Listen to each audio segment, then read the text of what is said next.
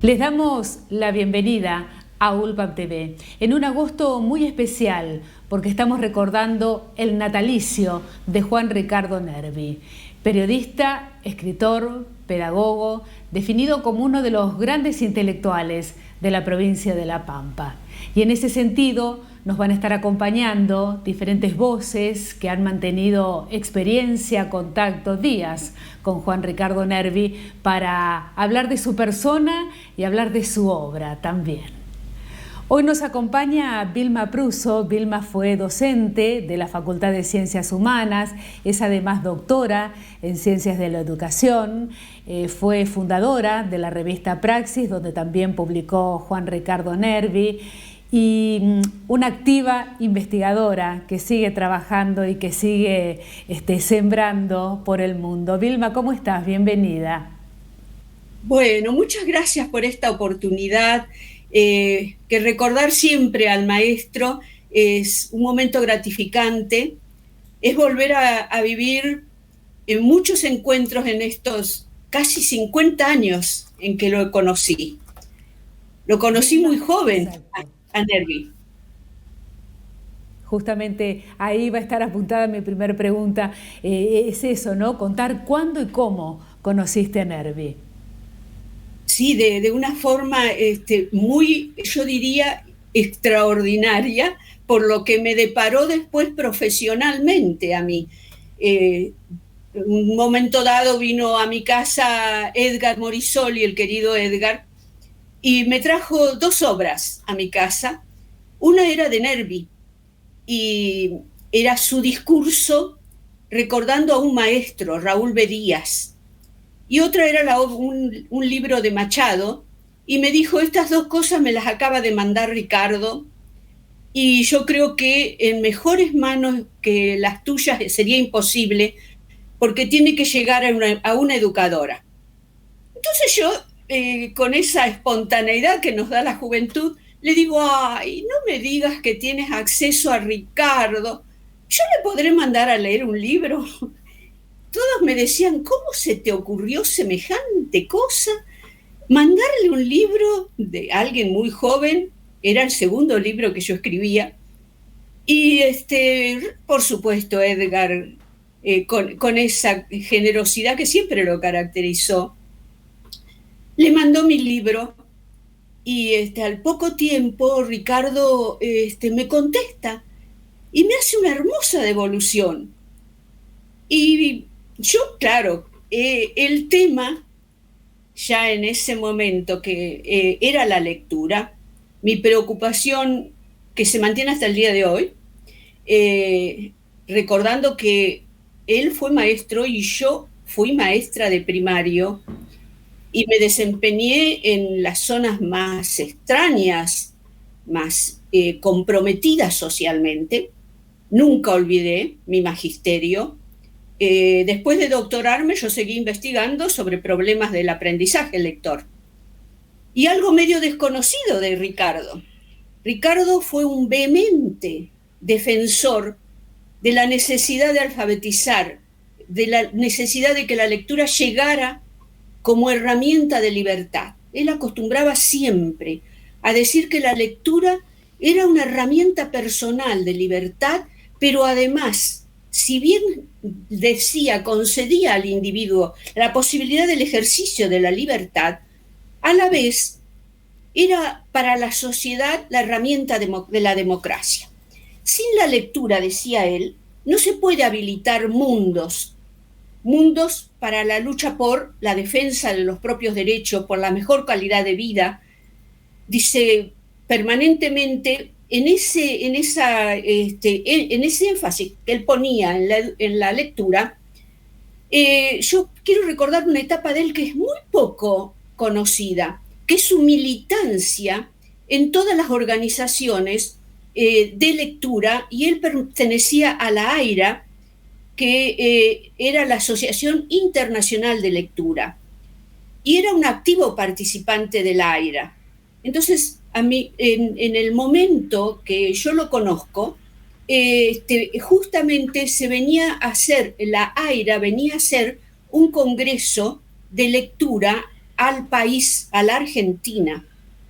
Así que Ricardo, un buen día, me llega una carta invitándome a disertar en un congreso de lectura. Yo no lo podía creer. Yo todavía no trabajaba en la universidad.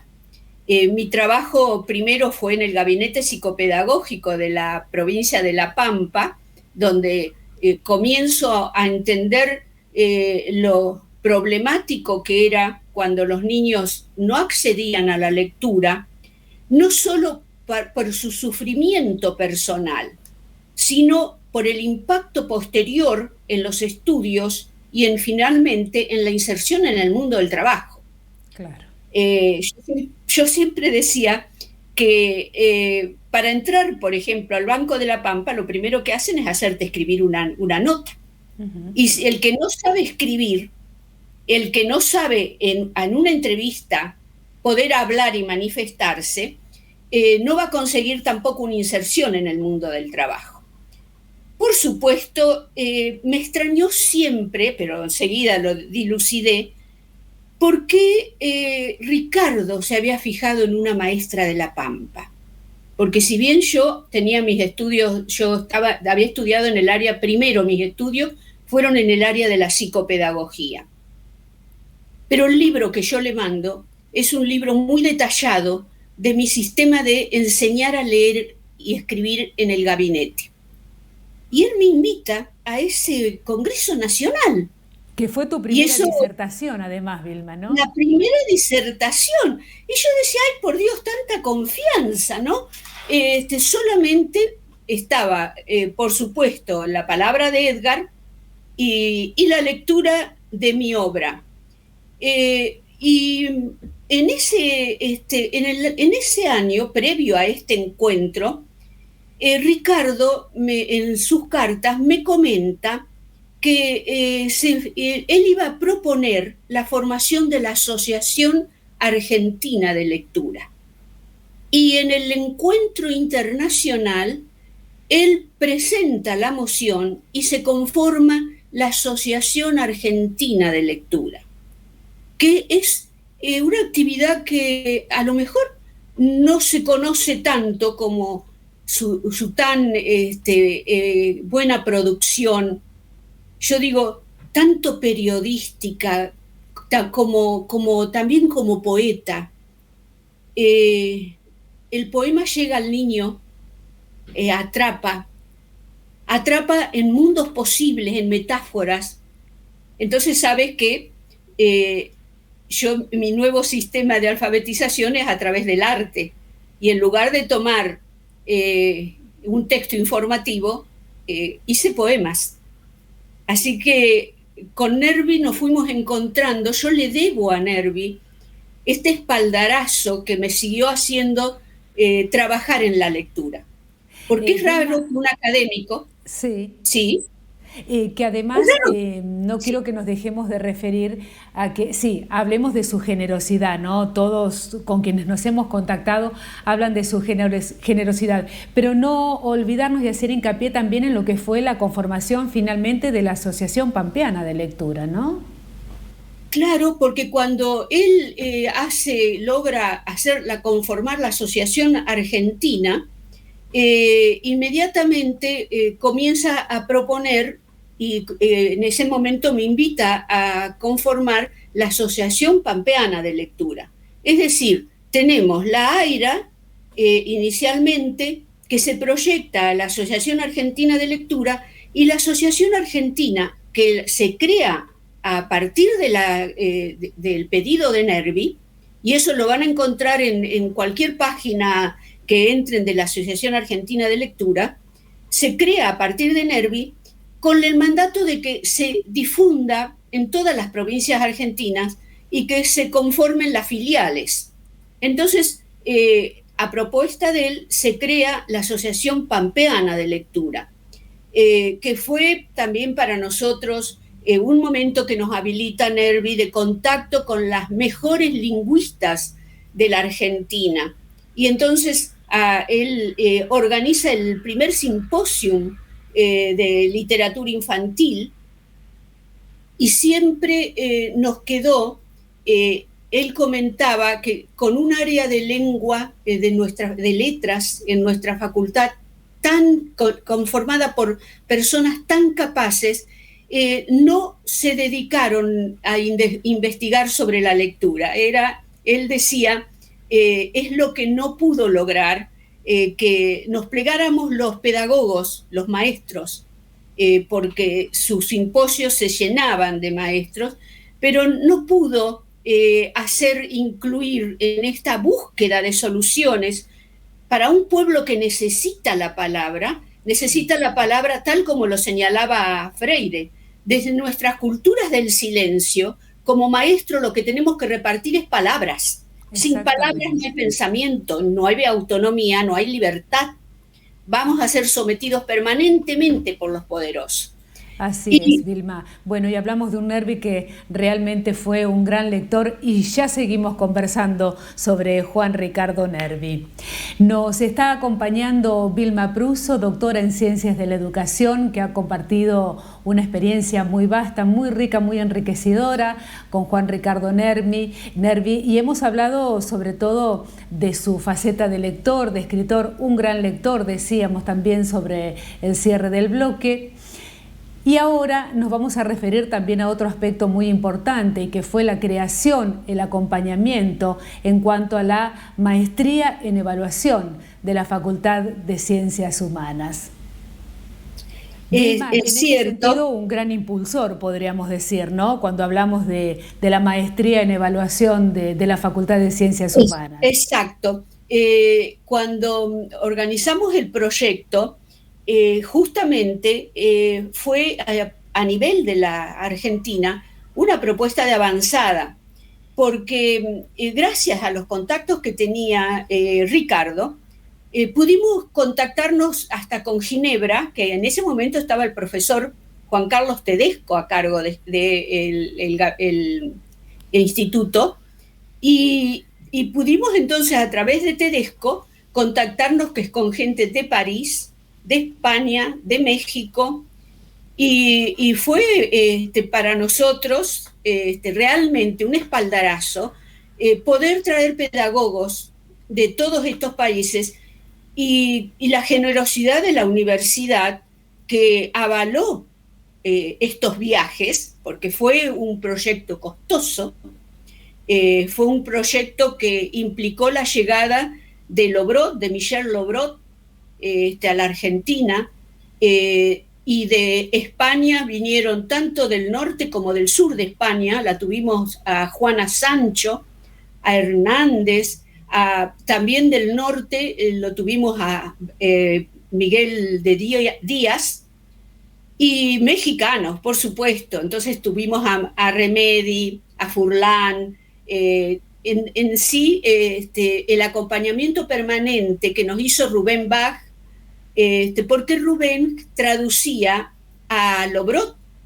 Lobrot hablaba en francés, entendía perfectamente el castellano, cosa que nos facilitó muchísimo los seminarios que tuvo Lobrot, y que a la vez Lobrot conciliaba dos puntos de vista académico, por un lado, en cuanto estábamos trabajando en ese momento con Ricardo, con todas las especialidades de la universidad. Teníamos ingenieros agrónomos, teníamos gente de letras, de geografía, de historia, pero a la vez el punto de contacto con Lobrot fue que Lobrot se dedicaba a la dislexia también. Claro. Y entonces tocaba el corazoncito de Nervi y de Vilma en cuanto a la lectura.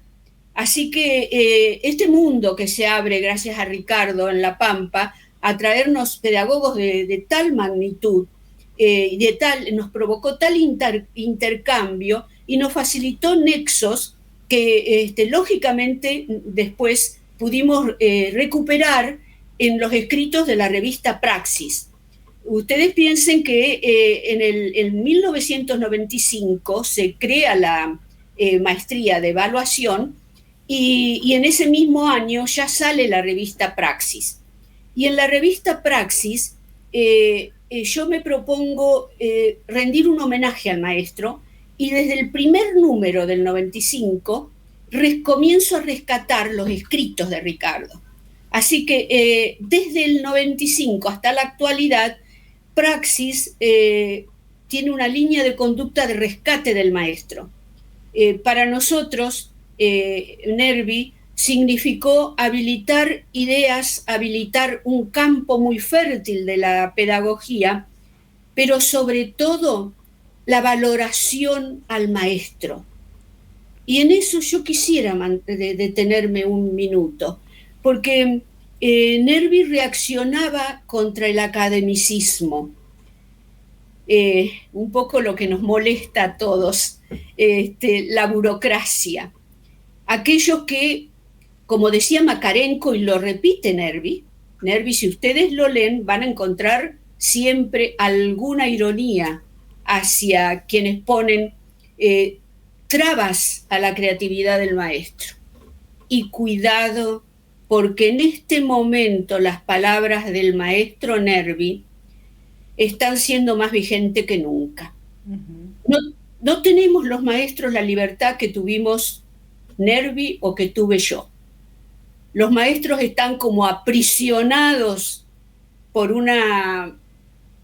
yo digo por técnicos, los suelo llamar expertos, que desde los ministerios envían paquetes curriculares para que los docentes, yo digo, repito palabras no mías, que ya las decía Stenhouse, y dice que se piensa a los maestros como peones intelectuales, aplicadores. Y yo vuelvo a resaltar esta fe que le tenía Ricardo al magisterio creativo. ¿Cómo pensar que una persona con la sabiduría de Nervi, con su gran conocimiento de las ciencias de la educación, de los autores, de los pedagogos y de la filosofía de la educación, se detuviera en quienes estábamos en el aula? Porque así como me da a mí el espaldarazo, él estuvo permanentemente detrás, por ejemplo, de Luis Iglesias, otro maestro excepcional, que él decía, buscó una síntesis pedagógica, una síntesis entre el saber y el saber hacer, entre el saber teórico y la práctica, entre el saber teórico y la acción. Es decir, que ya Ricardo nos comentaba la necesidad de una pedagogía de síntesis, una pedagogía que recogiera la realidad, que se insertara en el pueblo, en las necesidades populares. Enorme defensor de lo que se llamó la escuela popular y que nosotros ahora podríamos identificar con lo que queda de la escuela pública. Vilma, y hablando de sus tantas virtudes, hay algo muy lindo que también vos rescatás, y es la ternura que él sentía y lo influyente que fue con los más jóvenes, ¿no? Eso también es algo para destacar de Nervi. Yo digo que en él se nutren en su pensamiento y en su acción las palabras de Spranger cuando habla de cuál es el maestro por excelencia. El maestro no por profesión, sino aquel que dedica sus días a poder ayudar al otro a crecer. Y tenía, dice Spranger, 3 condiciones: la paciencia ante las rebeldías del nuevo, ante las explosiones del nuevo, la paciencia, la generosidad y el amor, la ternura infinita de habilitarnos caminos. Para él, recoger la lectura de un joven y no herirlo, pero orientarlo, no frustrarlo, pero hacerlo crecer, porque atendía mucho a la frustración del joven. Tenía clarísimo que la crítica no era para provocar la destrucción y la parálisis, que la crítica era para ayudar al otro, al joven, a crecer, a escuchar, porque a veces somos rebeldes cuando jóvenes y no podemos detenernos a escuchar al mayor. Él sufría mucho cuando pensaba que los jóvenes habían perdido la cualidad de la escucha, que para nosotros, en mi generación, era como fundamental ser rebeldes. Cuidado, que fuimos muy rebeldes, muy contestatarios, en lo que Nervi siempre llamaba nuestras luchas. Si ustedes leen a Nervi profundamente, van a ver la permanente idea de batallar, de lucha, de estar en oposición a, en decir, en hablar, porque la palabra construye, pero la palabra también puede instaurar posibilidades. Así que con los jóvenes, a tu pregunta, te digo que fue sumamente generoso y nos habilitó mundos y después los transitó con nosotros y nos dejó, porque ya te digo, yo lo conozco a él en la década del 70, en el 85 comienza con la Asociación Pampeana de Lectura, los simposios, nos mandaba a todos, nos decía, tienen que ir, vayan a Bahía Blanca, un congreso de lectura en Bahía Blanca, nos mandaba, nos orientaba a que siguiéramos batallando la lectura. Entonces en el 85 la Asociación de Pampeana de Lectura y en el 95 con él la maestría de evaluación enriquecedora. A lo mejor yo a veces digo que me sentí más enriquecida yo misma que a lo mejor lo que pudimos enriquecer a los otros. Bueno, lo que sembró, ¿no? También hay, inclusive su hijo ha escrito para la revista Contexto y habla de su padre utilizando esa palabra, ¿no? Juan Ricardo ha sido un sembrador en mayúscula. Su locura fue ese humanismo y esa inclaudicable pasión por el conocimiento que compartió a manos abiertas, sin condicionamientos, desde su incansable magisterio por más de 5 décadas. Todo una trayectoria y un camino recorrido, Vilma, de Ricardo, ¿no? ¿Qué te dejó a vos en lo personal, digo, en tu vínculo con él? ¿Cómo lo sentiste? ¿Cómo lo yo te digo que a mí me habilitó 3 ámbitos de lucha. El ámbito de la lectura, por supuesto, el ámbito de la evaluación, porque en didáctica han sido pocos los que han puesto el enorme peso que él ponía en la evaluación y que rescataba del maestro Iglesias. Iglesias había conseguido un tipo de educación para la diversidad, diríamos hoy. Cada niño tenía un guión, pero el maestro supervisaba el guión. Supervisaba, quiere decir evaluaba. Estaba pudiendo anotar porque registraba todo, y eso es lo que lo entusiasmaba a Ricardo. Iglesias registraba todo, anotaba paso por paso, su bitácora diaria. Y esa es la evaluación. La evaluación es la que nos permite reconstruir a partir del error. Para mí, profunda enseñanza. Sabés que uno de mis libros es evaluación para el aprendizaje. De esa época con Nervi yo escribo el libro Evaluación.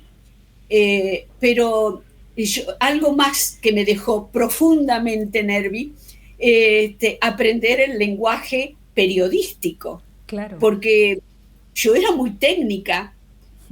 Cuidado que él diferenciaba técnica de tecnócratas, ¿eh? Sí. Los diferenciaba clarito. El técnico es un arte por el cual puede adaptarse al otro. Y un buen día me dijo, escribime para el suplemento de La Arena lo que necesites, lo que quieras sobre Luis Iglesias. Yo le digo, pero no, Ricardo, yo no sé escribir para un diario. En este momento yo o trabajaba con niños o trabajaba como docente y como investigadora. No tengo vocabulario, ni forma, ni estilo. No, dice. No hay docente que no pueda adaptarse a un estilo. Así que te pones, escribís. Yo digo, pero no, además yo no quería escribir, buscaba cualquier excusa. Y me dice, yo le digo, es muy comprometido estudiar sobre alguien tan conocido, tan premiado, y yo desde este rol mío, acá, chiquito, le digo yo, ¿cómo voy a escribir? Mirá si digo algún disparate. Y entonces me dice, bueno, entonces lee, te regalo el libro de Iglesias, me regala el libro de Pedagogía Creadora de Iglesias, y me dice, escribí y mandámelo. Para mí los mandatos de Nervi eran órdenes. No les digo cuánto tiempo estuve para escribir, pero de ahí me comenzó a mandar, a ordenar que escribiera en La Arena, y yo siempre agradecí esos suplementos de La Arena, ese espacio que nos brindó el diario La Arena, Raúl Santiesteban, sus hijos, para que escribiéramos sin ningún condicionante. No había ningún condicionante, no te decían ni siquiera la cantidad de palabras. Es algo que yo le debo a Ricardo, el haber podido hacer lo que él quería, que era que el educador no fuera educador de aula, que fuera un educador popular, un educador que llegara a todos, él decía, los rincones, a través de la palabra, del entusiasmo y de la pasión que significa la docencia. Vilma, te agradecemos muchísimo este tiempo que has compartido con nosotros, y hemos recorrido varias páginas muy lindas, muy interesantes de la vida de Juan Ricardo Nervi. Muchas gracias. Muchas gracias a ustedes por el espacio. Y así estamos finalizando este ULPAM TV. Le decíamos a Vilma Pruso, recorríamos una parte de la tan intensa y tan prolífica vida de Juan Ricardo Nervi. Nos quedamos con una de sus frases. Nos decía Vilma y rescataba esto de la lectura como herramienta de la libertad. Gracias por acompañarnos, nos estamos reencontrando.